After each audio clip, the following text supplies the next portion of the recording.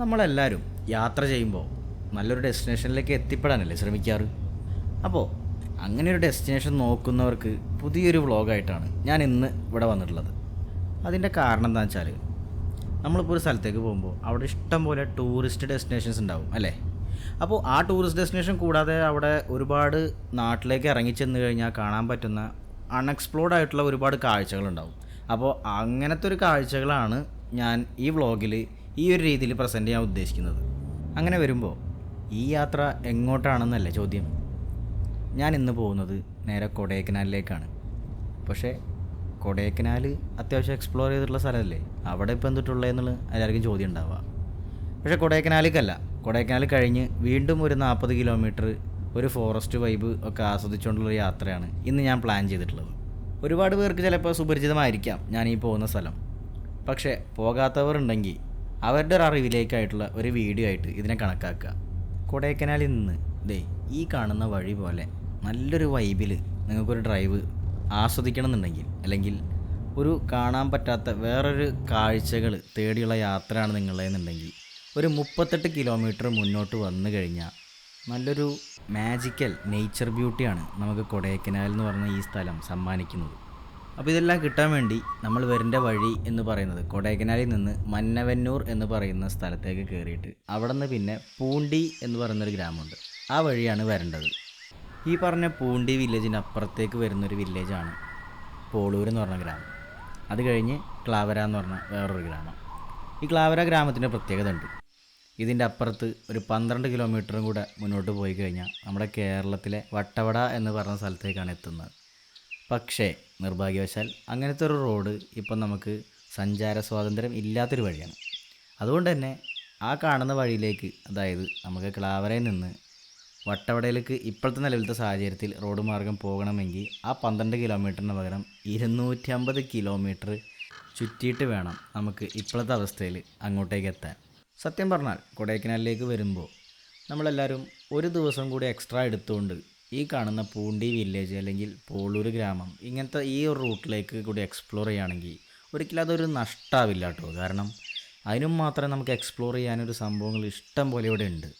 ഒരു മിനി സ്വിറ്റ്സർലാൻഡിൻ്റെ ഒരു വൈബ് തന്നെ നമുക്കിവിടെ മൊത്തത്തിൽ ആ ഒരു പ്രകൃതി ഇവിടെ സമ്മാനിക്കുന്നുണ്ട്.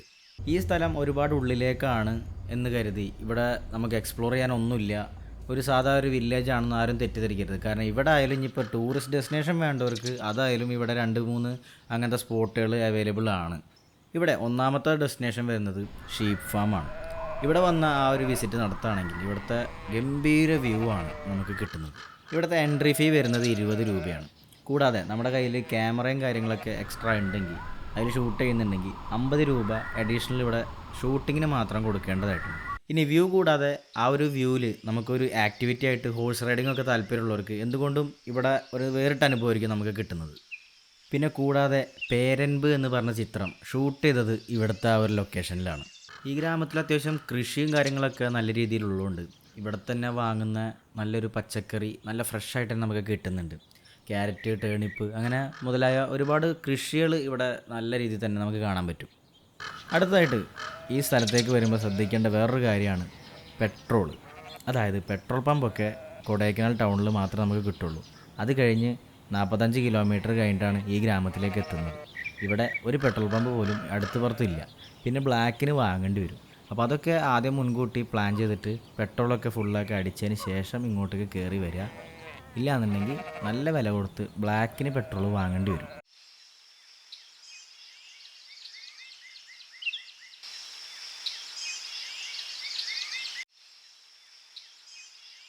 പിന്നെ ഭക്ഷണത്തിൻ്റെ കാര്യം ഞാൻ നേരത്തെ പറഞ്ഞ ലിമിറ്റഡ് ആണെങ്കിലും കൂടെ ഈ കാണുന്ന കഫേ ഉള്ളതുകൊണ്ട് ഒരു നോൺ വെജ് ലവേഴ്സിന് ഇഷ്ടം പോലെ ഓപ്ഷൻസ് ഇവിടെ കിട്ടുന്നുണ്ട്. ഇത് നമ്മുടെ മലയാളീസിൻ്റെ കഫേ തന്നെയാണ്. ഇനിയിപ്പോൾ താമസിക്കാനും കൂടെ നമുക്കൊരു ഓപ്ഷൻ വേണമെന്നുണ്ടെങ്കിൽ ഇവിടെ വന്നു കഴിഞ്ഞാൽ ഇവരോട് ചോദിച്ചാൽ മതി. ഇവർക്ക് തന്നെ ഇവിടെ ഒരു സ്റ്റേയും കാര്യങ്ങളൊക്കെ ഉണ്ട്. നമ്മുടെ ഈ ഷീപ്പ് ഫാമിൻ്റെ ഓപ്പോസിറ്റ് ആയിട്ട് തന്നെ കേട്ടോ ഈ കാണുന്ന റെസ്റ്റോറൻറ്റ് നിൽക്കുന്നത്. ഇനി അടുത്തതായിട്ട് ഇവിടുത്തെ ഒരു നല്ല ബ്യൂട്ടിഫുൾ വ്യൂ തരുന്ന ഒരു ബോട്ടിംഗ് ഏരിയ ഉണ്ട്. അപ്പോൾ അങ്ങോട്ടേക്കാണ് ഈ യാത്ര ഇനി പോകുന്നത്. അങ്ങോട്ടേക്ക് കയറാനായാലും സെപ്പറേറ്റ് എൻട്രി ടിക്കറ്റ് ഉണ്ട്. അതിന് 20 രൂപ എങ്ങാണ്ടാണ് വരുന്നത്. അത് കൂടാതെ അതേപോലെ തന്നെ ഫോട്ടോസ് എടുക്കണമെങ്കിൽ ഇവിടെയും കുറച്ച് വേറെ പേയ്മെൻറ്റ് കൊടുക്കേണ്ടതായിട്ടുണ്ട്. പിന്നെ ബോട്ടിങ്ങിനാണെങ്കിൽ ഒരാൾക്ക് 200 രൂപ 250 രൂപ ആ റേഞ്ചിലൊക്കെയാണ് പ്രൈസ് വരുന്നത്. അപ്പോൾ ഇത്ര നേരം നമ്മൾ കണ്ടത് ഇവിടെ ഒരു കുടുംബമായിട്ട് വരുന്നവർക്ക് എന്താ പറയുക, ഒരു ടൂറിസ്റ്റ് ഡെസ്റ്റിനേഷൻ വേണമെന്നുള്ള ആഗ്രഹിക്കുന്നവർക്ക് കാണാൻ പറ്റുന്ന 2 സ്പോട്ടാണ് ഞാൻ കാണിച്ചത്. ഇനി അടുത്തതായിട്ട് ഒരു ജീപ്പ് സഫാരിയാണ്. ജീപ്പ് സഫാരി എന്ന് പറയുന്നത് പൂണ്ടി ലേക്കിലേക്കാണ് കൊണ്ടുപോകുന്നത്. അതൊരു ഓഫ് റോഡ് ടെറൈനാണ്. ഇനിയിപ്പോൾ നമ്മൾക്കൊരു സ്വന്തം വണ്ടി ഉണ്ടെങ്കിൽ തന്നെ ഒരു ഓഫ് റോഡ് വണ്ടി ആണെങ്കിൽ കൂടെ എടുക്കാൻ നിൽക്കണ്ട. കാരണം അതൊരു പ്രൈവറ്റ് ഏരിയ ആയതുകൊണ്ട് തന്നെ നമ്മളുടെ സ്വന്തം വണ്ടി എടുക്കുമ്പോൾ ഇവിടെ കുറച്ച് റെസ്ട്രിക്ഷൻസൊക്കെ വരും, നമുക്ക് കുറച്ച് ചോദ്യങ്ങളൊക്കെ നേരിടേണ്ടി വരും. അപ്പോൾ അതുകൊണ്ട് തന്നെ ഒരു 1500 രൂപ കൊടുത്ത് ആ ഒരു റിസ്ക് ഒഴിവാക്കാനാണ് ഞാൻ റിക്വസ്റ്റ് ചെയ്യുന്നത്. സത്യം പറയാണ്ടല്ലോ, ജീപ്പ് വന്ന് ഇറങ്ങിയ ഉടനെ നമ്മൾ ഈ ഒരു വ്യൂ കാണുമ്പോൾ ഞെട്ടിപ്പോവും. അത്ര നല്ലൊരു ഗംഭീര വ്യൂ ആണ് നമുക്കിവിടെ സമ്മാനിക്കുന്നത്. അപ്പോൾ എന്തായാലും ഇങ്ങനത്തെ ഓരോ സ്ഥലങ്ങളിലേക്കൊക്കെ നമ്മൾ വിസിറ്റ് ചെയ്യുമ്പോൾ ഇതുപോലെ കുറച്ച് ഓഫ് റോഡൊക്കെ കയറി ഉള്ളിലേക്ക് വരിക. കാരണം വന്നാൽ മാത്രമാണ് നമുക്ക് നല്ലൊരു അനുഭവം കിട്ടുന്നത്. സത്യം പറഞ്ഞാൽ ഈ പോളൂർ അല്ലെങ്കിൽ പൂണ്ടി എന്ന് പറഞ്ഞ ഈ ഗ്രാമത്തിൽ ഇഷ്ടം പോലെ എക്സ്പ്ലോർ ചെയ്യാനുണ്ട്. ഇതുപോലെ ഉള്ളേരിയയിലേക്ക് പോകാനുള്ളതും ആരും പോയിട്ടില്ലാത്തൊക്കെ വഴികൾ. അപ്പോൾ ഇങ്ങോട്ടേക്ക് വന്നു കഴിഞ്ഞാൽ ഓരോരുത്തരും ഓരോന്ന് കണ്ടുപിടിച്ച് പോവുക, എക്സ്പ്ലോർ ചെയ്യുക, എന്നിട്ട് നല്ല അനുഭവങ്ങൾ നമുക്ക് കിട്ടുക. അതാണ് വേണ്ടത് ശരിക്കും. ഇനി അടുത്തതായിട്ട് നമ്മൾ ഈ ജീപ്പിൽ അവർ കൊണ്ടുപോകുന്നത് ഇവിടെ തന്നെ ഏറ്റവും പീക്ക് ലെവലിൽ നിൽക്കുന്ന ഒരു മലയുടെ മുകളിലേക്ക് നമ്മൾ കൊണ്ടുപോകും. അവിടെ നിന്നാൽ നമുക്ക് ആ ഒരു ക്ലാവര അല്ലെങ്കിൽ പോളൂർ, പിന്നെ പൂണ്ടി വില്ലേജ്, മന്നവന്നൂർ, അങ്ങനെ എല്ലാ സ്ഥലങ്ങളുടെയും ഗ്രാമം നമുക്ക് ഇവിടെ നിന്ന് തന്നെ ഒറ്റ സ്ഥലത്ത് തന്നെ വന്നാൽ കാണാൻ പറ്റുന്നതാണ് ഇവിടുത്തെ ഏറ്റവും വലിയ പ്രത്യേകത. ഈ കാണുന്ന ഗ്രാമങ്ങളുടെ ഏറ്റവും പുറകിലായിട്ട് കാണുന്ന മല നമ്മുടെ കേരളത്തിൻ്റെ ബോർഡറാണ്. അപ്പോൾ ഈ പറഞ്ഞ 2 സ്ഥലത്തേക്കാണ് നമ്മൾ 1500 രൂപ കൊടുത്ത് ജീപ്പ് സഫാരി ചൂസ് ചെയ്യുമ്പോൾ അവർ കൊണ്ടെത്തിക്കുന്ന ഡെസ്റ്റിനേഷൻ. ഇനി ഇത് കൂടാതെ ഇതുപോലത്തെ പല പല സ്ഥലങ്ങൾ ഇവിടുത്തെ കാണണമെന്നുണ്ടെങ്കിൽ എമൗണ്ട് കുറച്ച് കൂടുതൽ കൊടുത്തു കഴിഞ്ഞാൽ ഇവർ നല്ല രീതിയിൽ നമ്മളങ്ങോട്ട് കൊണ്ടുപോവുകയും ചെയ്യും. അപ്പോൾ അതിനൊക്കെ വേണ്ടിയിട്ട് ഇതുപോലത്തെ ജീപ്പ് നിങ്ങൾക്ക് ആവശ്യമുണ്ടെന്നുണ്ടെങ്കിൽ ഞാനിപ്പോൾ ഈ പോയ ജീപ്പ് സഫാരിയുടെ ആളുടെ നമ്പർ ഞാൻ താഴെ ഡിസ്ക്രിപ്ഷൻ ബോക്സിൽ കൊടുക്കുന്നുണ്ട്. ഒട്ടും അറിയാത്തവർക്കുള്ളൊരു ഇൻഫോർമേഷനായിട്ട് ഈ വീഡിയോനെ കണക്കാക്കുക, അത്ര ഞാൻ വിചാരിച്ചിട്ടുള്ളൂ.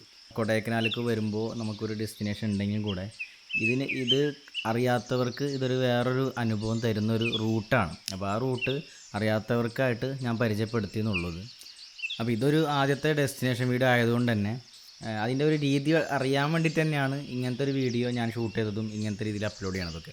അപ്പോൾ ഇതിനകത്തുള്ള കുറവുകളും അതിനകത്ത് എന്തൊക്കെ ഞാൻ ആഡ് ചെയ്യേണ്ട സംഭവങ്ങളൊക്കെ ഉള്ളത് നിങ്ങൾക്ക് തോന്നുന്നത് എന്താ വെച്ചാൽ ഓപ്പണായിട്ട് കമൻറ്റ് ബോക്സിൽ മെൻഷൻ ചെയ്ത് പറയുക.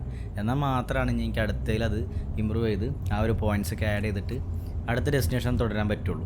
അപ്പോൾ അടുത്ത ഡെസ്റ്റിനേഷൻ എന്ന് പറഞ്ഞാൽ ഇങ്ങനത്തെ ആയിരിക്കില്ല, അത് പക്ക ഒരു അൺഎക്സ്പ്ലോർഡ് ആയിട്ടുള്ള എന്തെങ്കിലും ഒരു ഡിഫറെൻ്റ് ആയിട്ടുള്ളൊരു സ്ഥലമായിട്ടായിരിക്കും അടുത്ത വ്ളോഗിൽ ഞാൻ വരുന്നത്. അപ്പോൾ ഈ ഒരു വീഡിയോയ്ക്ക് വേണ്ടി ഞാൻ ഒരുപാട് താങ്ക്സ് പറയേണ്ടത് ശബരിയേട്ടനോടാണ്. ശബരിയേട്ടനെന്ന് പറയുമ്പോൾ നിങ്ങൾക്ക് എല്ലാവർക്കും അറിയാവുന്ന ഒരാളായിരിക്കും. ശബരി ദ ട്രാവലർ യൂട്യൂബറാണ്. അപ്പോൾ പുള്ളിയാണ് എനിക്ക് ഈ സ്ഥലത്തിനെ പറ്റി കുറച്ച് കാര്യങ്ങളൊക്കെ പറഞ്ഞു തന്നതും ഈ സ്ഥലം പുള്ളിയുടെ വ്ളോഗ് കണ്ടിട്ടാണ് ഞാൻ ആദ്യമായിട്ട് കാണുന്നതും. അപ്പോൾ കാണാത്തവരുണ്ടെങ്കിൽ ആ ഒരു വ്ളോഗും കൂടെ ഒന്ന് സബ്സ്ക്രൈബ് ചെയ്തിട്ടേക്കുക. അപ്പോൾ അടുത്തൊരു ഗംഭീര വീഡിയോ, ഗംഭീര ഡെസ്റ്റിനേഷനായിട്ട് കാണുന്നവരേക്കും ഗുഡ് ബൈ.